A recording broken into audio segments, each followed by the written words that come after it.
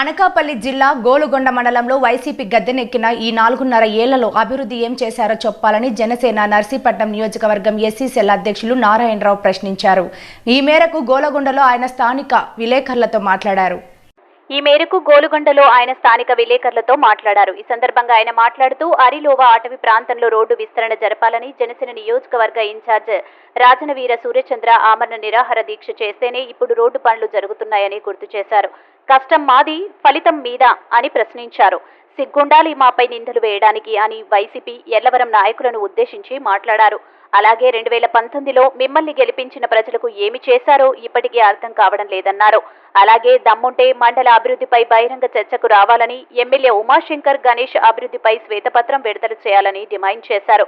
జనసేన నాయకులపై మాట్లాడేటప్పుడు ఒళ్ళు దగ్గర పెట్టుకుని మాట్లాడాలని, ఎలా పడితే అలా మాట్లాడితే ఊరుకునే ప్రసక్తే లేదని ఈ సందర్భంగా ఆయన హెచ్చరించారు. ఈ కార్యక్రమంలో మండల ఎస్సీ సెల్ అధ్యక్షులు బోయిన చిరంజీవి, పార్టీ నాయకులు వాసం వెంకి తదితరులు పాల్గొన్నారు. రహదారి మధ్యలో ఆరిలోవా అటవీ ప్రాంతంలో రోడ్డు వేయడానికి మీరు ఈ 4.5 సంవత్సరాల్లో ఏం చేశారు? ప్రజల సంక్షేమం కోసం పోరాడుతున్నటువంటి జనసేన ఇన్ఛార్జ్ అయినటువంటి వీర సూర్యచంద్ర గారు ఆమరణ నిరాహార దీక్ష చేస్తే ఆర్డీఓ గారు వచ్చి స్వయాన మాట ఇవ్వడం జరిగింది. అది వాస్తవం కాదా అని మీరు ఒకసారి విశ్లేషణ చేసుకోవాలి. నోటికి వచ్చినట్టు మాట్లాడటం కాదు.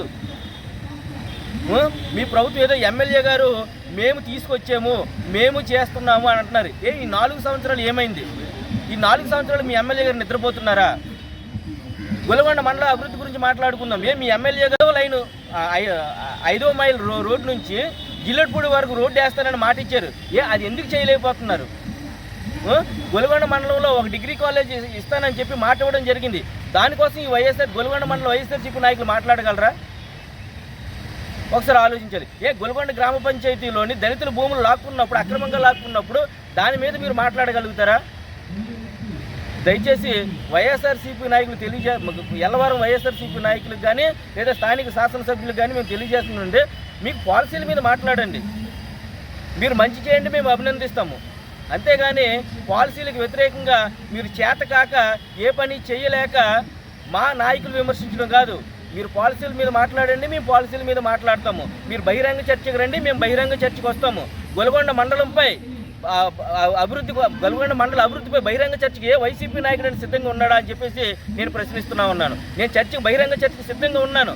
ఆరిలోవా ప్రాంతంలో మరమ్మతుల కోసం గతంలో మీరు ఎంత ఖర్చు చేశారు, దాని మీద శ్వేతపత్రం విడుదల చేసే దమ్ముందా మీకు అని చెప్పేసి ఈ సందర్భంగా కూడా తెలియజేస్తున్నాను నేను.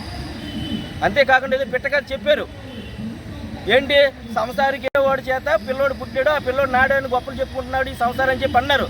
మీకోసం మీరు చెప్పుకోవడం తప్పు. 2019 సంవత్సరంలో మీరు సంసారం అని చెప్పేసి అధికారం కట్టబెట్టాము. కానీ మీరేం చేశారు?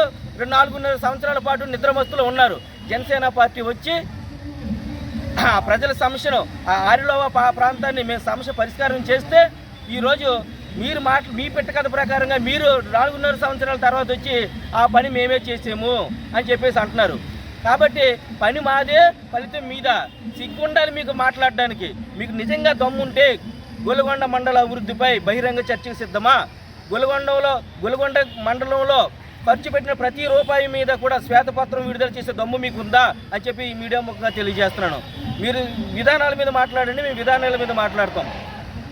సో జై జనసేన, జై జనసేన.